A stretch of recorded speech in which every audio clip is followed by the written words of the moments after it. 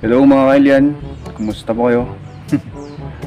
Medyo low energy tayo ngayon mga kailyan kasi talo yung Boston Celtics. Buti na lang hindi ko pinusta yung kalabaw ng tatay ko. Nga sana ako mga kailyan. Pero ganyan talaga ang basketball mga kailyan. May nananalo, may natatalo. Ganun po yung basketball mga kailyan. Parang sa tunay na buhay lang din mga kailyan, na sometimes we win and sometimes we suffered from defeats in life. Pero ang mahalaga doon mga kailyan, we should learn how to accept our defeats in life positively. Kasi the more na na-experience po natin yung pagkatalo and yung mga downfall natin sa buhay, the more po na nagiging stronger and better person po tayo mga kailyan. At kung nararamdaman po natin na tayo napapagod na sa laro ng ating buhay, pwede naman po tayong mag-time out mga kailyan. Take some time to rest and re-energize ourselves. Make a new gameplay mga kailyan. And after na ma-settle down natin yung sarili natin, tuloy na natin yung laro ng ating buhay mga kailyan. So isang simpleng motivational message lang po mula sa inyong Manong Ilocano. Pero syempre ang main content po natin ngayon is pagluluto. Isang napakasimpleng recipe na naman po ang i-share ko sa inyo. Simpleng lutuin, napakamura, at at the same time napaka-healthy po nito dahil vegetable po ito. So ang lulutuin po natin ngayon mga kailyan is ampalaya with corned beef and egg. Samahan niyo po ako sa aking pagluluto. Let's go mga kailyan!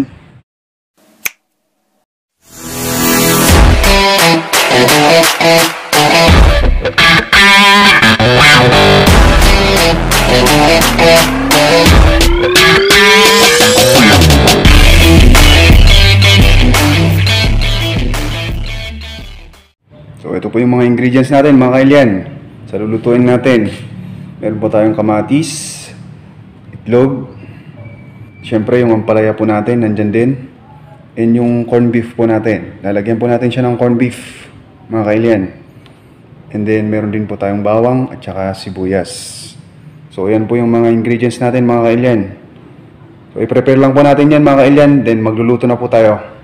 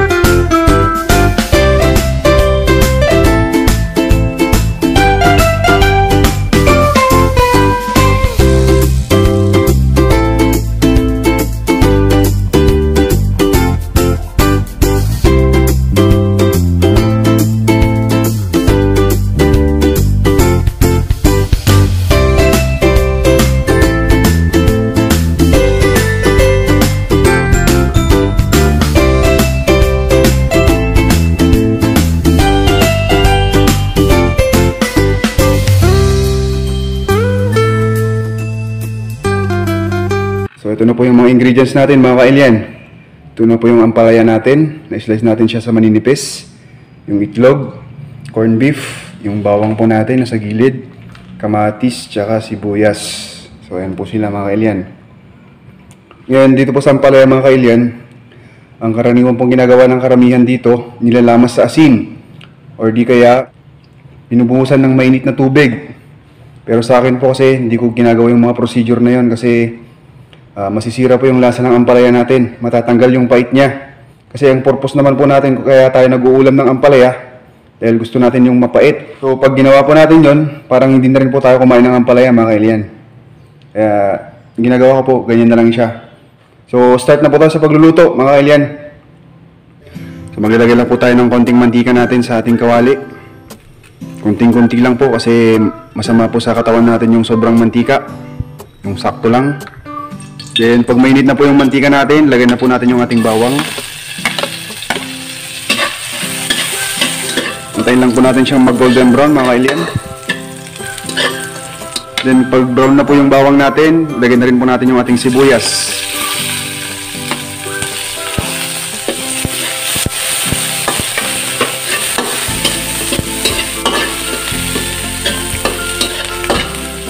Sunod na rin po natin itong ating kamatis.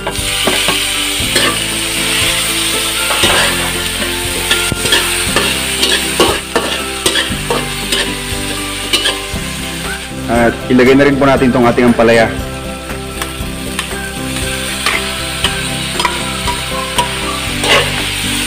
So igisa lang po natin itong ampalaya natin hanggang ma-half-cook po siya.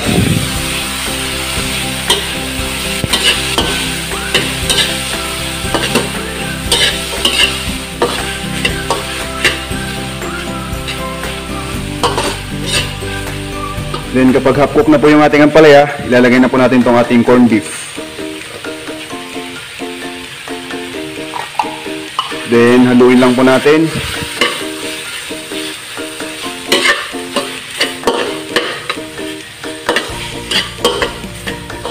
Antayin lang po natin na maluto yung corned beef natin mga kailan bago natin lagay yung ating itlog.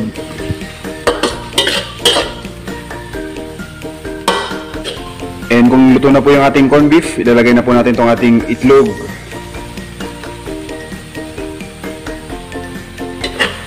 Haluin lang po natin. Lagay din po tayo ng konting asin. And konting pampalasa.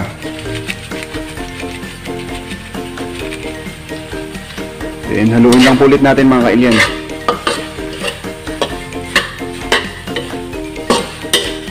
So ayan po, luto na po itong ating recipe mga kailyan.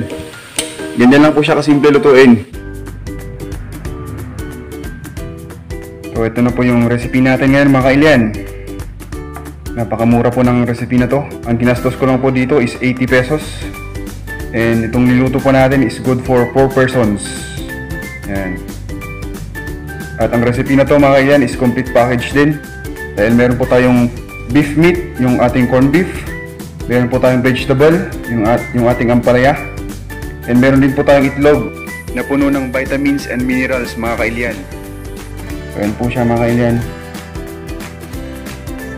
So yun lang po mga kailyan. Thanks again for watching. And sana po i-subscribe nyo po itong aking channel. At hit nyo na rin po yung notification bell button dyan sa baba para maging updated po kayo sa mga bago kong uploads mga kailyan. Maraming salamat na naman po sa inyong panonood. Have a nice day and God bless you all mga kailyan. Bye-bye.